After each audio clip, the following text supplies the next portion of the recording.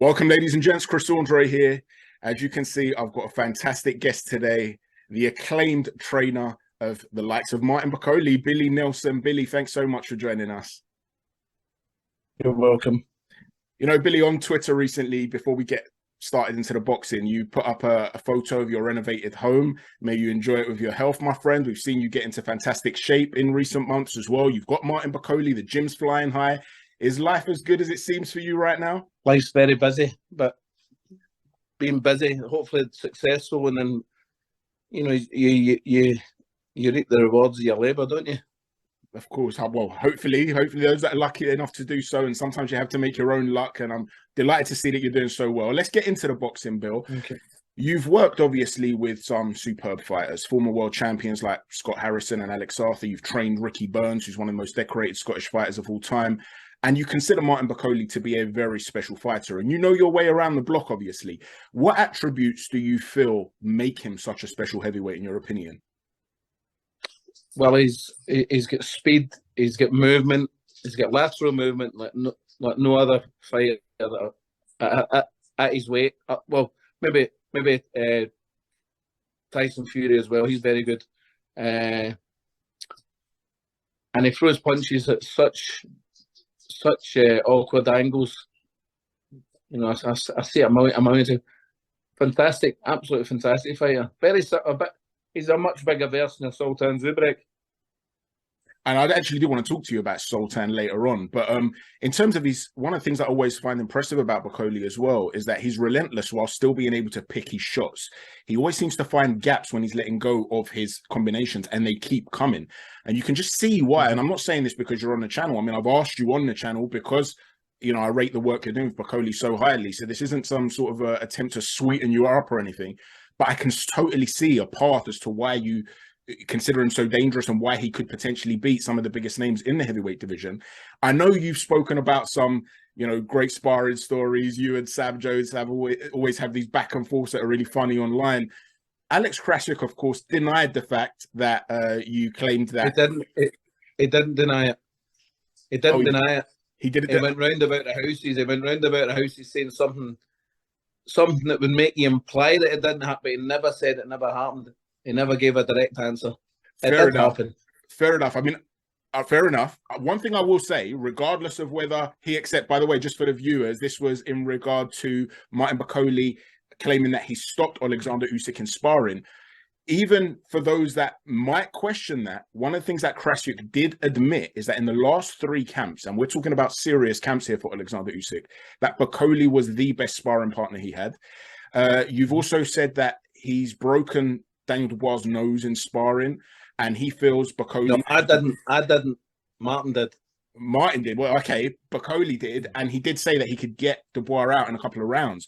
Is it the fact that the quality of the sparring that he's shown, has that put him in a sort of who needs him club? Is it a case of he's been too good in sparring in some ways, and a lot of fighters don't really want to take the risk right now? He's the chairman in the who needs him club. What? How do you... Steel sharp and steel, and you've got to spar. For Martin's development, I've got to get the best sparring available for him. And unfortunately, these guys we're all just above him in their rankings, and you know, so unfortunately they know what he's like in sparring, and they know what he's like with 20-ounce gloves on, hurting them, outspeeding them, you know, playing with him at times. And would you want to face him with no head guard on and 10-ounce gloves? Well, I mean, if he's done a number on you in the gym, you're not going to voluntarily take a fight against money. Well, look, I've always spoken very highly of him, like I said. And the one thing that stands out to me as well is if he's in the Who Needs Him club, how do you go about trying to navigate through earning a shot? Because we look at what's going on, say, with Deontay Wilder. And of course, listen, he's a superstar. He's been a fantastic heavyweight. But he managed to leapfrog Bakole in the WBA rankings. He jumped, I think, from 3rd to 1st without fighting. In the WBC... And number seven in the WBC. How did that happen? Exactly. And he's somebody's got to be answerable with that. You know why? Because of the Saudi thing. Can you elaborate on that bit? Take that into account. When a final eliminate gets called with the WBA, guaranteed Martin Martin will be guaranteed a final eliminator status because Wilder's now going to fight a final eliminator for the WBC. Right, but the thing exactly, and the thing is with the WBC as well, they confirmed today that Fury will not be having a mandatory called because, and I quote, Wilder and Ruiz is a final eliminator that's in the administrative process still. So it looks like that fight could be going ahead. You've also got Anthony Joshua, who's at number 3. At the moment, he doesn't seem to be, or his people don't seem to be wanting to take the Fury fight. They've got their plans for the Wilder fight in December. So that leaves both AJ and Fury looking for an opponent in the summer, and they're both claiming they can't potentially find one. Eddie Hearn today was saying that they're not even sure now if they're going to take Eddie Hearn and put him out in the summer. Take AJ and put him out in the summer. When initially they were saying that they'd really love to do that for his development with Derek James. Is Martin Bakole the man to step in and fill either of those voids? Martin would fight either of them. August the 12th or beginning of September, either, no problem whatsoever. Absolutely no problem. But if he fought AJ, there'd be no Saudi fight for AJ. Martin would stop AJ. And do you think that's the reason they're not willing to take that risk? They just see it as a risk versus reward factor. Of course they do. To think otherwise, for people to think otherwise, people think I just blow smoke up Martin's ass. Listen, I know what I'm talking about. I know what I've seen. You know, one of the things, Billy, that Martin stops him. One of the things that I wanted to ask you with this whole AJ saga, it's unusual. I know Eddie Hearn's saying that the Saudis don't want him to be active in the summer. But the thing is, if he's going to be ready for a fight against Deontay Wilder in December, surely he needs some sort of big test in the build up to that in order to have the confidence to go into that fight. Otherwise, it's starting to look like a bit of a cash out in some ways. And I'm just saying that as an outsider looking in. So maybe that's exactly what it is. So do you think they've lost confidence in Anthony Joshua? Well, I'm going to ask you a question. Who would your money be on, Wilder or AJ? At this present moment in time, the way things are looking with AJ, I think Wilder would be the favourite going into the fight. Stylistically, in the past, I've always felt that maybe AJ would be able to get inside against Deontay Wilder and sort of in a mid-range. I think he might have some advantages over Deontay. But at this present moment in time, the way AJ's looking, maybe lacking a little bit of confidence, maybe having to work with Derek James and build certain areas, maybe you'd have to fancy Deontay Wilder. And that's why I think it's unusual that AJ's not really looking to take any sort of big risk at the moment to try and build that confidence. If he fights, he'll fight somebody at a low level. And it's not when I say low level, and it's not being disrespectful, but Caballero, I've seen him. He's an ex-Martin partner, AJ's. He was there when Martin was there. You know, that in my eyes, it's an 80-20 fight for AJ. Well, the old AJ anyway. Even if you close that gap to 70-30, it's still a strong. He's going to be a super strong favourite to beat a guy. But Caballero boxes absolutely nothing like Wilder. He's much smaller. He's not got the reach. I mean, somebody like Martin Bakole is ideal for AJ if he thinks he can beat Martin Bakole, because Martin Bakole is 6'6". He's got a long reach. He's got plenty of movement, just like Wilder. Ideal preparation for Wilder if he thinks he can beat Martin. Well, you've spoken about the AJ fight. How about the Tyson Fury fight? Would you be confident that Martin Bakole could beat Fury? That's the hardest fight for Martin Bakole. Of course, it's the hardest fight because Fury's the best fighter out there. So, do you feel that he's the best? He's the best heavyweight. Usyk is a fantastic boxer, great skill set, but Martin says he will stop him. He knows how to stop him. He's done it. He knows how to do it, and he'll do it again.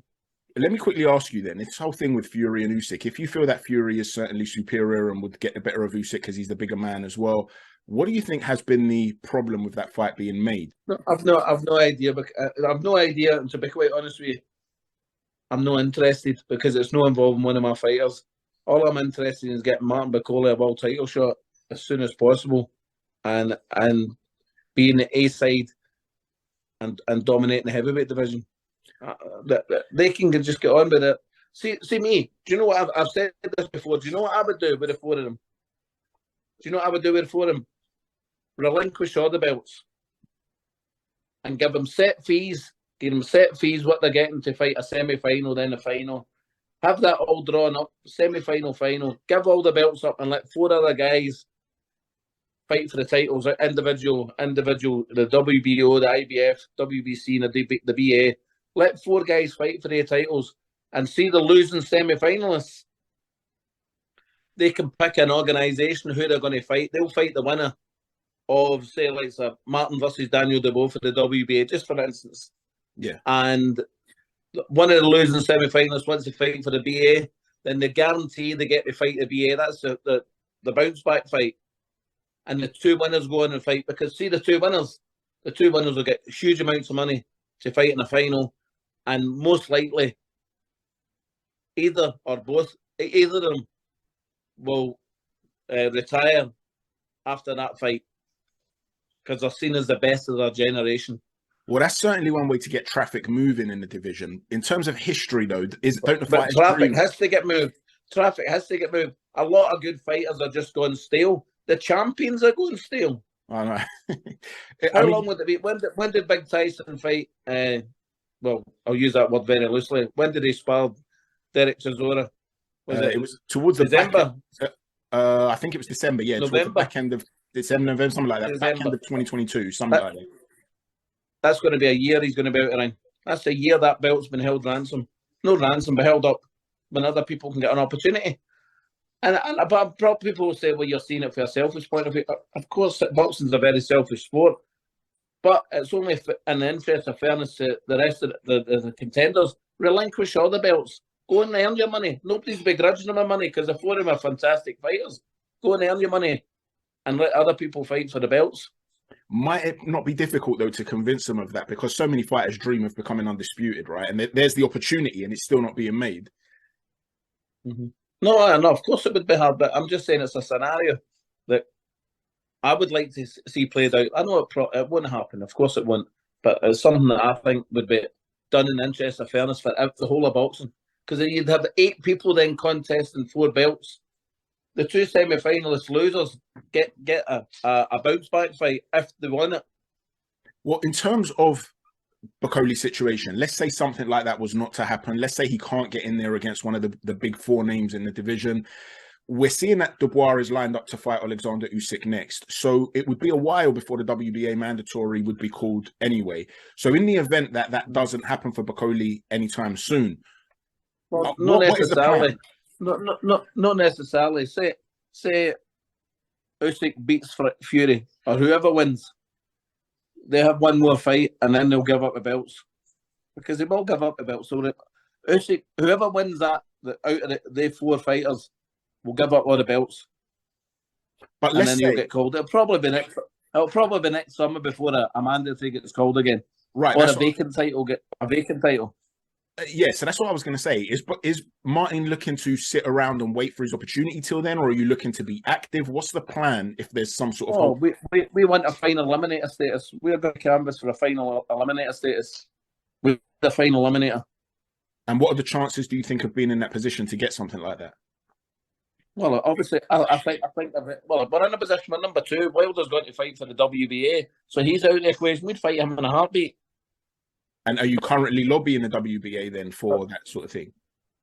Yes, yes. Whichever way it plays out, there's certainly some exciting avenues for Martin Bakole. I'm sure everybody wants to see him in the ring against one of the big names. Oh, it's hugely entertaining. He's got that wonderful win over Tony Yoka, an unbeaten Olympic gold medalist at the time.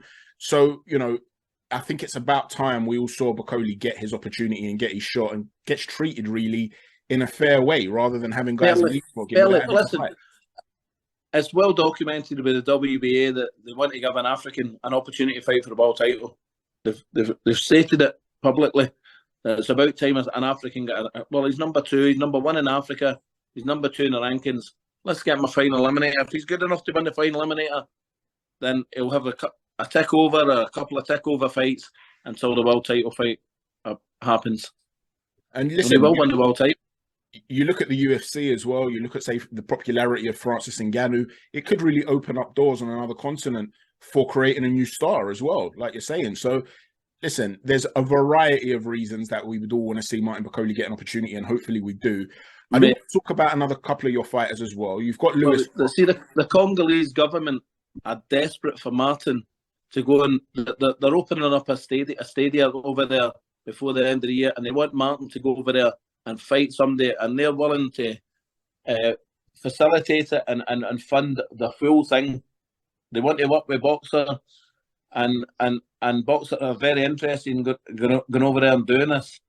So that's another thing that's in the pipeline from, you know, the government would be and listen, Congo is the old Zaire, so you know they want to do something to for the anniversary of Rumble in the Jungle. I mean, that would and be they want Martin to headline the show. And in terms of the government getting involved, they would fund the full thing. That's quite similar to what happened with Kambosos and Devin Haney as well. And look at the way Kambosos is now a pay-per-view star in Australia. So it could really help catapult a new star, like I said. Oh, 100%. 100%. If it was to get a final eliminator status fight, why not take it over there? They want Anthony Joshua. Anthony Joshua has always said he wants to fight in Africa. Let's get Martin Bakole and Anthony Joshua over there. Well, that's not going to happen because of the Saudi thing, but maybe next year. It would make sense. It really would. He's got Nigerian heritage. Martin's a prince for Congo. There's a big fight for you. So you've got a bit of an African derby there as well, you could say. It looks good. I mean, in terms of that, what about somebody like F.A. Ajagba? Would that be a fight that could potentially play out down the line? 100%. That's an easy fight for Martin. And it would be an interesting in one. My opinion.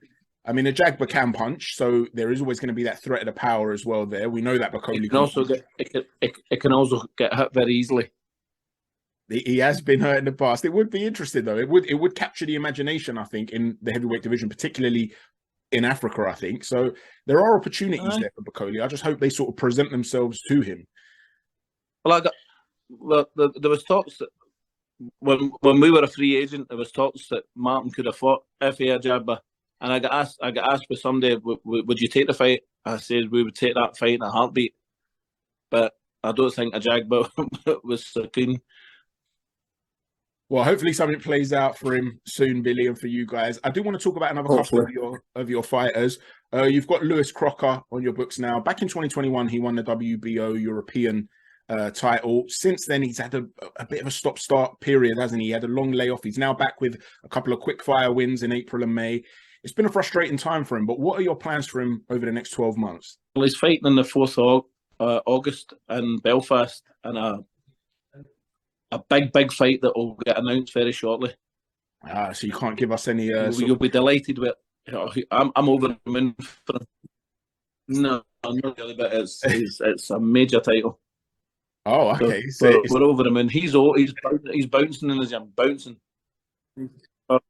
Ferocious puncher, boy. Ferocious puncher. And, by the way, everybody said, everybody that's been on the phone, House Crocker, he's a great puncher, blah, blah, blah. I said, listen, he's got very, very underrated skill set as well. Very, very good. Very good. One to look forward to then. I also want to ask you about the Kazakh Sultan Zaurbek. He's an undefeated super featherweight, 14-0, 10 knockouts. Another one who won the WBO European back in 2021. He's training with you now. What are you looking at for him over the next 12 months? Well, he's fighting in the Lee McGregor show. When's that? The 21st of June. I've also got Nicky Campbell and Ryan Clark on that show. So, and that's going to be what a show that's turning out to be. You'll hear some of the names that are going to be on that. You'll be over it. Well, what a show that's going to be, by the way. There's somebody fighting on it that I've been wanting to watch for a long, long time. What a fighter this guy is. So, but the news will come out shortly about it. So you've got a busy summer. The Scottish people, the Scottish boxing fans are in for a treat that night. But not only with McGregor, Harlem Eubanks is on it, Sultan, but this other guy, oh, what a show. So there's a lot to look forward to there. In terms of the future of Scottish boxing, just a final one, who is it that you're keeping your eye on at the moment? I mean, obviously, Josh Taylor has been a fantastic fighter. We did see him lose his title recently. He will tell you that he's not quite done and he'll be ready to be as sharp again when he steps up to 147. But in terms of the future, after Josh Taylor, who do you see sort of being the man to step up? I'm going to be honest with you. See, apart from the up-and-coming pros, I don't know any of the amateurs. I'm not clued up with amateurs whatsoever. I'm too busy in my gym and doing my own thing. I really, pro wise, Nathaniel Collins is a very good fighter. Tyler Jolly's turned pro. We're hoping to get some sparring with him eventually. When Ricky Burns answers the phone, we shite that he is. He's a nightmare for answering the phone, is Ricky. Terrain sparring. Fucking hell, man. Hit the green button, wee man. The green button answers it. We'll get some sparring with Tyler for Lewis. Well, listen, I honestly don't know a lot of boys that are on their way up, so it's not a question I can really answer, but true, honestly. Well, listen, Billy, thank you so much for giving us the time. Fingers crossed everything works out well for you. You've got a busy summer, it seems like. I hope those fights go well for you, and I hope that Martin Bakole's in a big fight soon. I hope so too. And best of luck with your podcast. Thanks a lot, Billy. And appreciate it, like I said, once again. Thanks for watching, everyone, and tuning in. Take care. God bless.